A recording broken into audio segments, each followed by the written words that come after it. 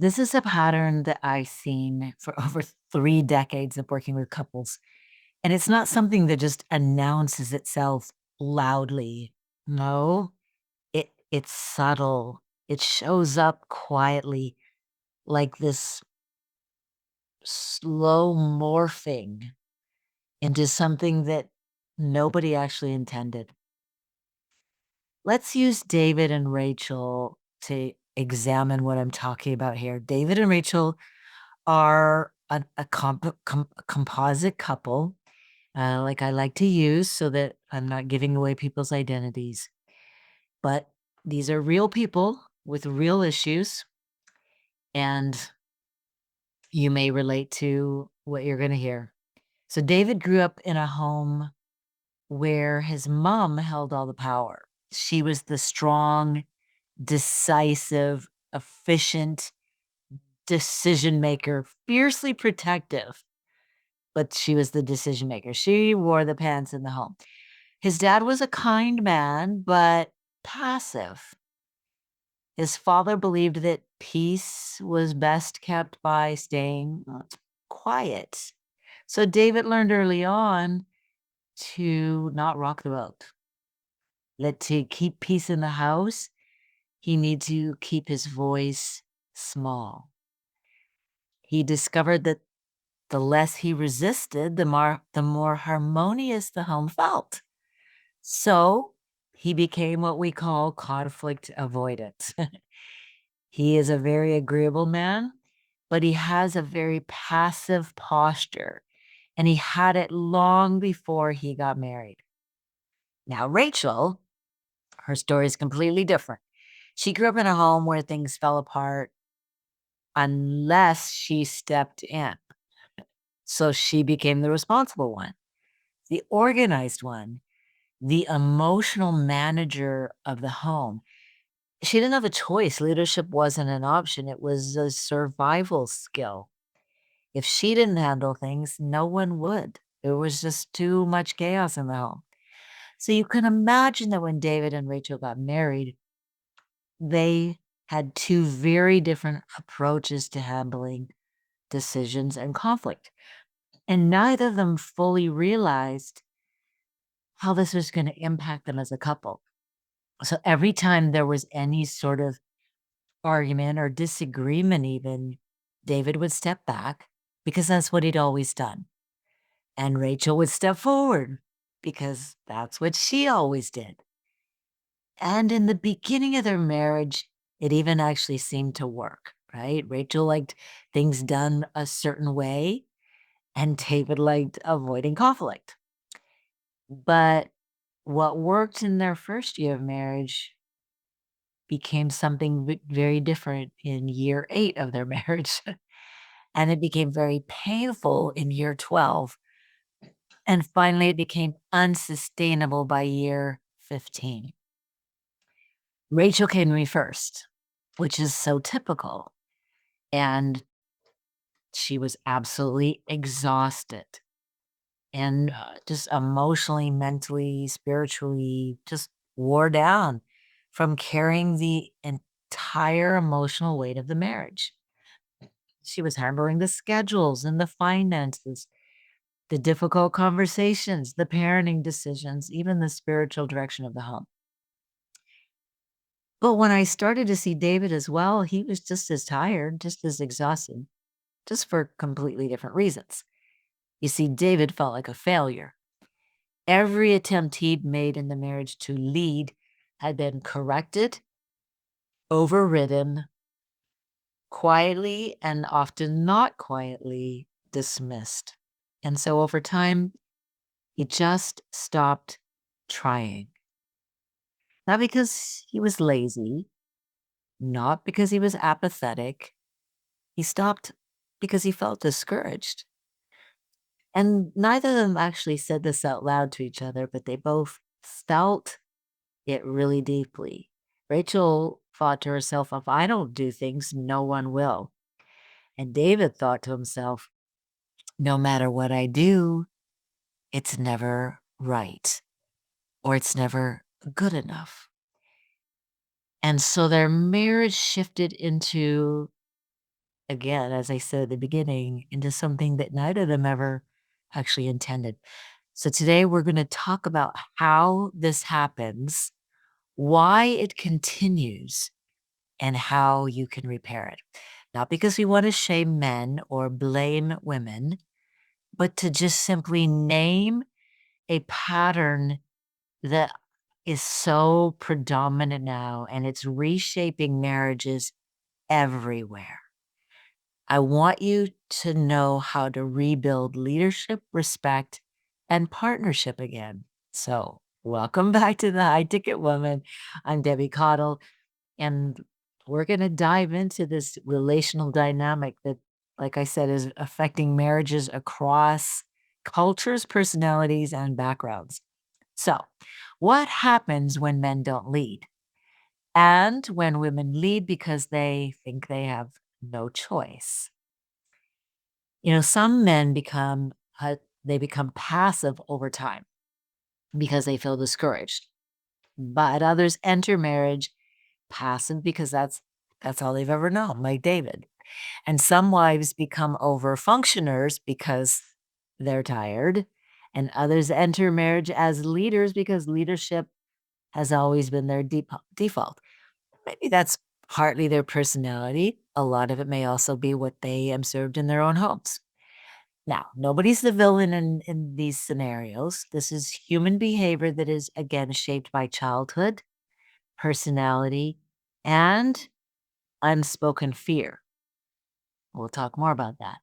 And when leadership in a marriage becomes imbalanced, let me tell you, the impact is profound on the man, on the woman, and if there are kids, on them too. So let's talk about this. Let's go back to David and Rachel. David didn't wake up suddenly just passive. Like we talked about, he entered marriage from that passive posture. Then over time, his passivity deepened, it got worse. And so he withdrew. Again, not because he felt inadequate, but because every early attempt at leadership was met with correction from Rachel. Even small things like, no, no, no, not that way. I don't want it done that way. Or you don't have to do it. I'll handle it. Or here, give me that. I can do it faster. Or why didn't you think of this? In other words, it took me to solve this problem. So what does a man learn in all of those scenarios? He learns that his leadership isn't wanted. David told me, I can't seem to get it right. So why bother trying at all? He wasn't being irresponsible. He was speaking from this place of woundedness. He adopted a passive posture because of how Rachel was responding to him. So he started defaulting to whatever you want, you decide, you just tell me what you want and I'll do it. How many times have you said that in your marriage or heard your husband say that? Now, at first, Rachel actually really appreciated this. This felt like cooperation to her. But over time, it felt like he was abdicating his responsibility. And that shift slowly began to erode the way she treated him, and it eroded his confidence and his identity.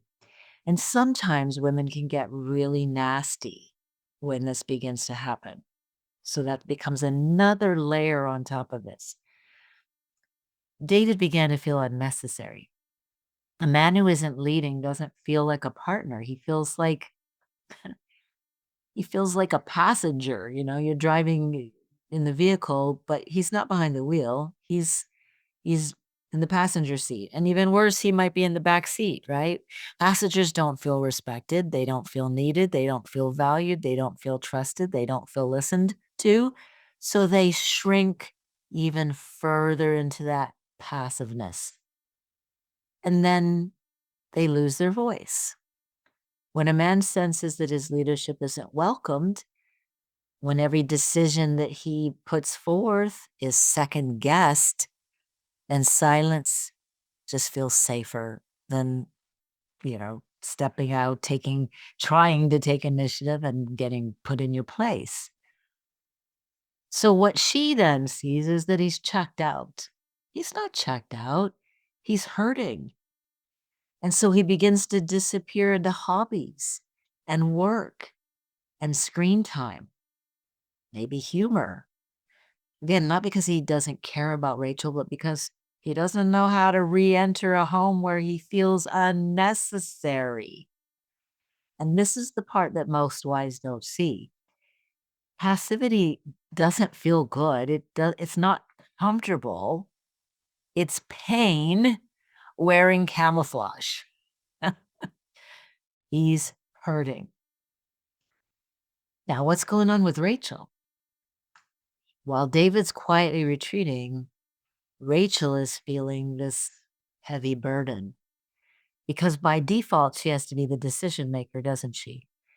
So her early instinct to step up has now become this long-term pattern because she's the organized one. She's the planner. She carries a lot of the emotional weight of all the things that happen in the home. She keeps everything functioning. Not because she necessarily wants control. Sometimes that shows up. Sometimes that's the case. But more often than not, it's because it feels necessary. It feels like survival. What if she stops doing those things? What's going to happen? So she stops respecting him. Respect and love are not the same thing. Rachel loves David deeply, but love without respect becomes maternal. He becomes one of her kids. So she finds herself correcting him, managing him, anticipating every need, making every decision. And it feels like she's carrying a grown child around instead of living with an adult partner. And her respect that she once felt for him has morphed into frustration. And over time hardens into resentment and then ultimately bitterness. And bitterness is like concrete. Chipping away at concrete is a slow, painful process. Rachel's emotionally exhausted and her burnout isn't so much about doing all the tasks. It's about carrying that entire emotional load. I'm tired of being the one who thinks of everything, she says, because David seems checked out. She interprets his passivity as indifference. And imagine, maybe you don't have to imagine at all, what that feels like for her. She doesn't see that he's hurt. She only sees his silence. So she tells herself, well, if he really cared, he'd step up. If he loved us, he'd take initiative. And that internal narrative becomes, I'm alone in this marriage. What do I even need him for? And then her tone changes. She doesn't want to sound sharp, but the cycle, fatigue that leads to frustration, frustration that leads to criticism, criticism that leads to withdrawal, that cycle has shaped her tone. And the more she steps in to try to address it with him from that place of frustration and criticism, the more David withdraws, the more he steps back. And now we have two people trapped in a loop that neither of them wanted to be in. Now, what's this doing to the children? Because you see, kids absorb emotional patterns long before they understand them. I mean, they might not understand them until they're adults, but they're being impacted by them in the moment. When David's passivity and Rachel's overfunctioning become the household norm, the kids internalize that. And now there's gender misalignment, which is what happened in both David and Rachel's homes, if you remember. So daughters learn, I have to handle everything. Men are unreliable. And sons learn, I don't have to lead. Mom will do it. And now we have emotional confusion. Kids see their mom being overwhelmed. They see dad withdrawing. They see tension growing. They see emotional safety shrinking, and even if they can't verbalize those things, it rocks their world. They recognize that the foundation that their safety and security rests on has cracks in it. Even if mom and dad aren't fighting, kids feel the imbalance. And that imbalance becomes normal. So the kids learn love as either carrying too much, doing too much, being the decision maker, or carrying too little and letting somebody else take that on. So your marriage then becomes a model of burden, not partnership. Kids don't learn marriage from school, from college lectures. They learn it from you. They learn it from observation.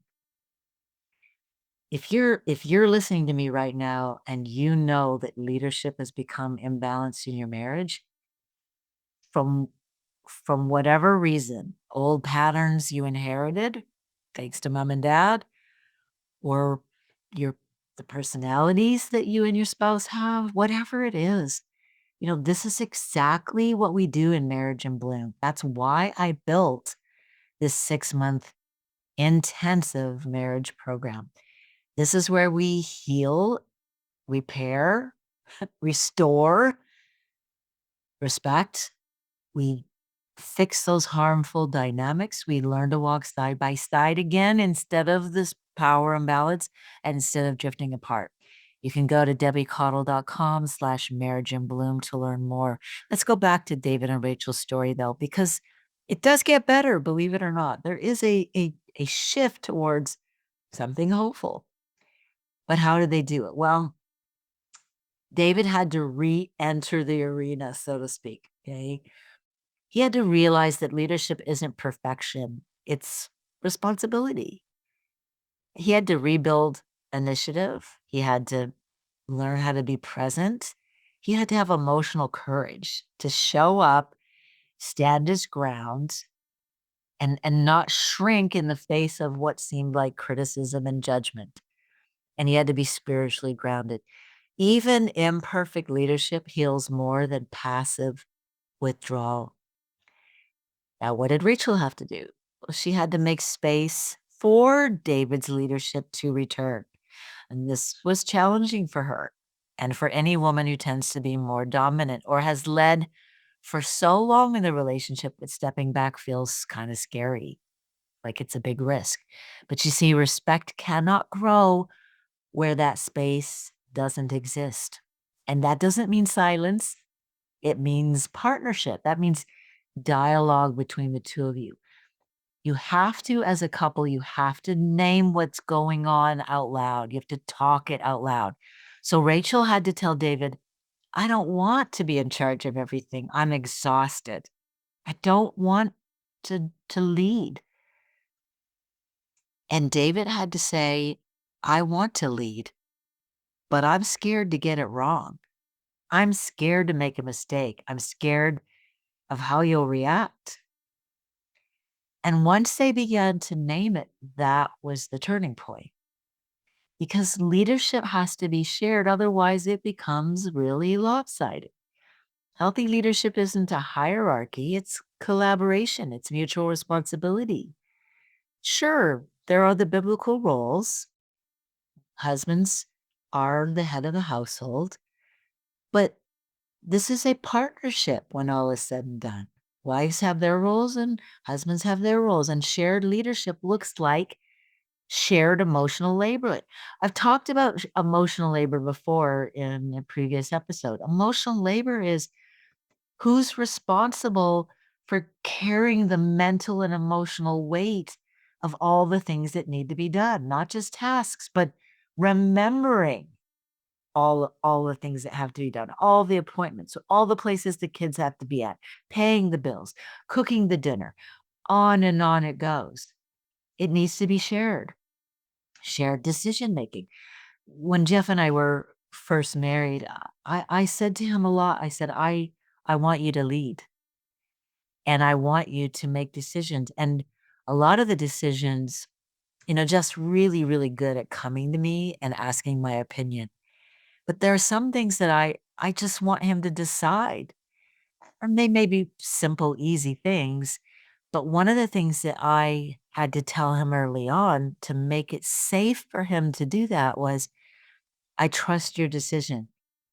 If you make this decision, I'm not gonna come back around and attack you for it.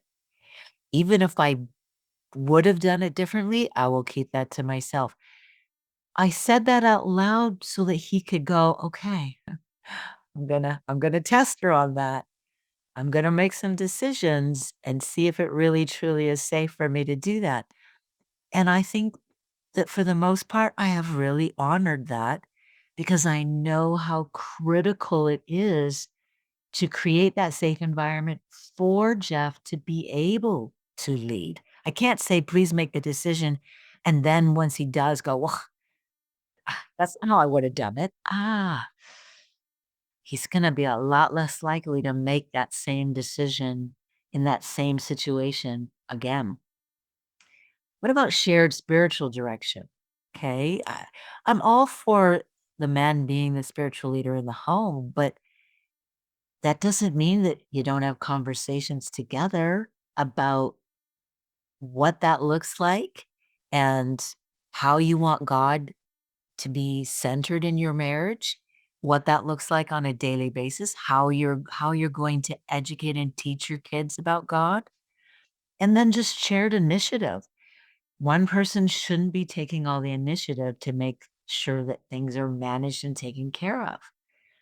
And, kids need to see the effort that you're making to repair this because the healing isn't just for you. It wasn't just for David and Rachel. The healing had to happen for their kids. They needed to see what mom and dad were doing. And as they did, it began to change them too. Children thrive when both parents are emotionally engaged, emotionally regulated, and emotionally responsible. So the repairs that David and Rachel made created safety for their kids. Again, if this is you, please reach out. This is fixable. You got to be willing. You got to be honest with yourself. Which side of this are you on? Are you the passive one? Are you letting your wife wear the pants in the family? Are you afraid to step up and take leadership for whatever reason? Or are you the wife that, for whatever reason, feels like you have to make all the decisions and it's really hard now to relinquish this responsibility because you don't trust your husband to do it? Reach out. Marriage in Bloom can absolutely help you with this. DebbieCaudle.com/marriage in bloom. That's it for today. Thank you for joining me.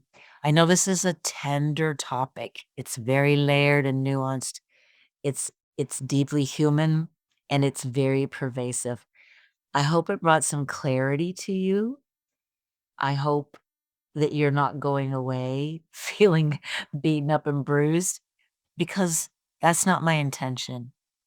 What I want is for you to wake up gently, open your eyes, and recognize this isn't the marriage God intended for us if this is happening.